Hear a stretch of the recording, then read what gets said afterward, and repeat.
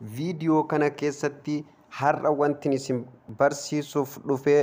viidiyoo edit godhuuf aappii akkam akka isin barbaachisu eegaa silkima harka keessanii qabdanii kompiitara tokko otoo hin fayyadamiin bifa adda ta'een edit gootanii YouTube, TikTok, Instagram, Telegram wanta social miidiyaa ta'e hundarratti akkamitti akka itti edit gootan maaltu nu barbaachisa jettanii kan nu gaafatan hundi keessan eegaa irrakkatina isiniif qabadhee dhufeetan jira hamma dhumatti na daawwadhaan isiniin jaa chaanaala qorataa Teknoo subscribe gochuu hin dagatinaa. Subscribe eega gootan booda viidiyoo like tuqaa hiriyoota keessaniif share gochuu hin dagatinaa. Yaada qabdan komentii jalatti nuuf kaayaa isiniif deebisnu kan isiniif deebisnu ta'a. Eegaa mallattoo notificationaa fuula dura jirtu all notification irra kaa'uu hin dagatinaa. Sababnis waan nu gadhiifne ufumaa yeroon barbaadde kallattiin isin dhaqi. Maarree asumaan kara baroomsatti isin dabarsa.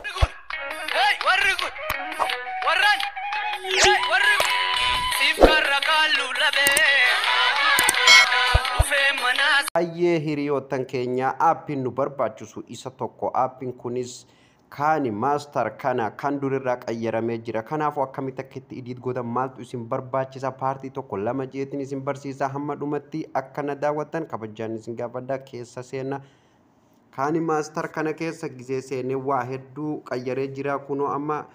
asirratti waa hedduu qayyaree meeksi bakka jiru kana keessa ni seena asirratti wanti nu barbaachisu intiroota adda addaa kunoo akkanatti isin fide hiriyoottan kiyya intiroo waan adda addaa fiduuf inuma hin rakkatan waan biraa keessa deemtanii tokko fayyadamuuf aappoota adda addaa gadi buusuun isin hin barbaachisu akkeessaa fireedha jechuu kuni bilaasha gadi buufattanii itti fayyadamuu ni dandeessaniin isin jaa intiroota maqaa keessaniin background viidiyoo akka feetanitti waan nama barbaachisu hunda keessatti ufumaan qabatee jira kanaafuu itti fayyadamaan isiniin jaa hiriyoottan kiyya kun baasii tokko tole asumaan akkamitti akka itti erga viidiyoo kana tokkoon isaa gabbuufannee kireet bakka jedhu kanarratti kilik gootan hiriyoottan kiyya sana booddee jechuudha kireet eega gootan asirratti setting isaa wama xiqqoo sirreeffatanii bakka setting jedhu kanarratti kilik gootan yeroo tokkoo fi sana boodan hiriyoottan kiyya unoo asirratti barreeffama lammaffaa kanarratti kilik gootanii jechuudha namni dubbisa hin beeknelleen kan lammaffaa kanarratti kilik gootanii jechuudha advanced setting ka jedhu kanarratti kilik gootanii sana boodan kana hundaa on gootanii ni bantanii ni dhiiftanii jechuudha hiriyoottan kiyya open media power in full screen open audio power in full screen hunda isaa ni bantanii jechuudha hiriyoottan kiyya achi boodan uf duuba deebitanii kana booddee kunoo asirratti new project kan jedhu kanarratti kilik gootan yeroo tokkoo fi hiriyoottan kiyya hunda hubattan jeetii yaada 16:9 kan jedhu kana yuutuubiif taampiliin yuutuubii ufumaan itti gala kun kan yuutuubii jechuudha asirratti immoo short viidiyoo namni waraabuu maxxansuu barbaadan asirratti waraabbattu Instagram immoo asirratti takka irratti waraabbattanii jechuudha nu amma kan barbaannu paartii tokko waan ta'eef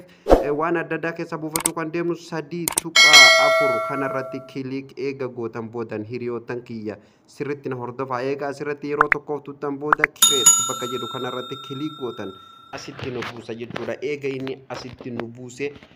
fakkeenyaaf kunoo bakka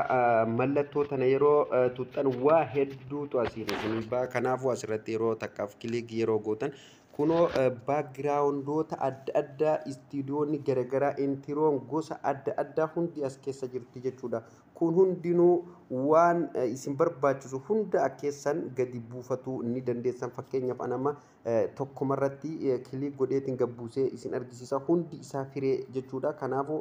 isa kanarratti yeroo tokkoof anniin tuqa sirritti na hordofaa daawunlood bakka jiru kanarratti yeroo tokkoof irratti ni dhootanii sana booda hiriyoottan kiyya kunoo gosa barbaadan jala kana deemtanii murachuu keessaa buufatuu ni dandeessanii kunoo anamma siin naa deemaa jira kanaafuu yeroo inni kanaachi fixe install isinin jaa install irratti tuttanii ni buufattanii ayyaan amma gadinaa bu'ee waan jiruuf hiriyoottan kiyya isin argisiisa kana tokkoon isaa akka waan isin barbaachisu namni hundi fedhii nama garagara waan ta'eef wanta irratti hojjetuuf barbaadan hunda keessaa eega gadi buufattanii fixxanii booda hiriyoottan kiyya eessa argana jechuun keessan oolu gaalaarii keessatti isiniif hin bu'u bakki isin argattanis asuma keessa hiriyoottan kiyya kootaa hin fagaatina kunoo asirratti mallattoo akka morma namaa kanarratti yeroo tokkoof gizee dhoottan kan reefuun tanaan achitti gabbuuse sun hundi isaa asitti isinii dhufaa jechuudha. Hiriyoottan kiyya sagaleellee asiin sirreeffattanii sagalee waan barbaadanirra asiin sirreeffatuu ni dandeessanii isiniin jaa hiriyoottan kiyya asirratti FX ka jedhu kanarratti illee yeroo tokkoof gizee isarratti kilik gootanii kunoo waa hedduutu akkeessan isiniif baha jechuudha. Baakgiraawundoota garaagaraa waan nama ajaa'ibu jechuudha. Hiriyoottan kiyya yeroo ammaa kana kompiitara tokko fayyadamuuf hin rakkattan jechuudha. Kunoo asirratti puular koolar hundi waa hedduu akkeessa jira jechuudha. Aakshin waan barbaadan meeksi waa hundas keessaa buufattanii itti fayyadamuu ni dandeessan isiniin jaa hiriyoottan kiyya. Kanaafuu kalara gosa barbaadanitti akka itti fayyadamtan isiniin jaa keessaa buufatanii akkasitti itti fayyadamaan isiniin jaa hiriyoottan kiyya. Tole gaa hiriyoottan kiyya viidiyoon anarraaf qabadhe kanumarratti raawwata paartii tokko jechuudha. Kun paartii lama jee paartii lammaffaa irratti immoo wanti waadaa isinii galu akkamitti akka isa kanarratti viidiyoo idiit itti godhan idiit erga goone boodan eega baakgiraawundii kana hunda gadi buufannee boodan akkamitti akka irratti fe'uu dandeenyu akkamitti akka gaalaarii keessa gabbuufannu hundaa'uu isiniifin hojjedha paartii lammaffaa keessatti. Kanaafuu paartii lammaffaan hanga walitti deebinutti nagaan jiraadhaan isiniin jaa hiriyoottan kiyyaa waan dhaggeeffataniif galatoomaa. Baay baay.